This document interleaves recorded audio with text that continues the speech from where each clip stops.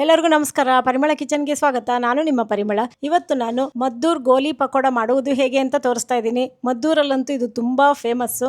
ಮಾಡುವುದಂತೂ ತುಂಬ ಸುಲಭ, ರುಚಿನೂ ಅಷ್ಟೇ ಚೆನ್ನಾಗಿರುತ್ತೆ. ಹಾಗಾದರೆ ಬನ್ನಿ ಏನೇನು ಪದಾರ್ಥ ಹಾಕಬೇಕು ಮತ್ತು ಮಾಡುವ ವಿಧಾನ ನೋಡ್ಕೊಳ್ಳೋಣ.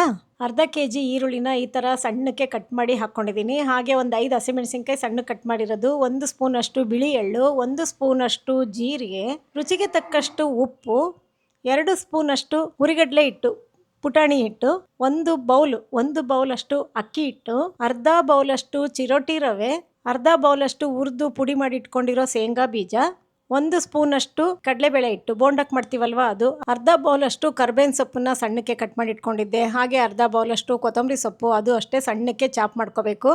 ಇಷ್ಟು ಸಾಮಗ್ರಿಗಳನ್ನ ಹಾಕ್ಕೊಂಡು ಒಂದ್ಸಲ ಚೆನ್ನಾಗಿ ಕಲಿಸ್ಕೊಳ್ಳಿ. ನೋಡಿ, ಈ ಕನ್ಸಿಸ್ಟೆನ್ಸಿ ಬರುತ್ತೆ. ಈಗ ಬಿಸಿ ಬಿಸಿ ಕಾದಿರೋ ಎಣ್ಣೆ 1 ಸೌಟಷ್ಟು ಹಾಕೋತಾ ಇದ್ದೀನಿ. ಸ್ಪೂನಿನ ಸಹಾಯದಿಂದ ಕಲಿಸ್ಕೋಬೇಕು, ಯಾಕೆಂದರೆ ಎಣ್ಣೆ ಬಿಸಿ ಇರುತ್ತಲ್ವ, ಹಿಟ್ಟು ಬಿಸಿಯಾಗಿರುತ್ತೆ.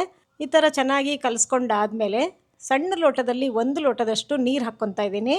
ತುಂಬ ನೀರು ಹಾಕ್ಕೋಬೇಡಿ, ಅದು ಈರುಳ್ಳಿ ಕಲಿಸ್ತಾ ರಸ ಬಿಡ್ತಾ ಹೋಗುತ್ತಲ್ವ, ಆವಾಗ ಸರಿಯಾಗುತ್ತೆ. ಹಿಂಗೆ ಒಂದು 5 ನಿಮಿಷ ಕಲಿಸ್ಲೇಬೇಕು. ಇದು ಕಲಿಸೋದೇ ತುಂಬ ಇಂಪಾರ್ಟೆಂಟು. ಕಲಿಸಾದ್ಮೇಲೆ ಈ ಹದಕ್ಕೆ ಬರುತ್ತೆ ನೋಡಿ. ಇಷ್ಟಿಷ್ಟು ದಪ್ಪ ಉಂಡೆ ಮಾಡ್ಕೊತಾ ಇದ್ದೀನಿ ನಾನು. ಉಂಡೆ ಹದ ಬರಬೇಕು ನೋಡಿರಿ, ಉಂಡೆ ಕಟ್ಟಕ್ಕಾಗಬೇಕು ಈ ಹಿಟ್ಟು. ನಾನು ಇಷ್ಟು ಸೈಜಿಂದು ಮಾಡ್ಕೊತಾ ಇದ್ದೀನಿ.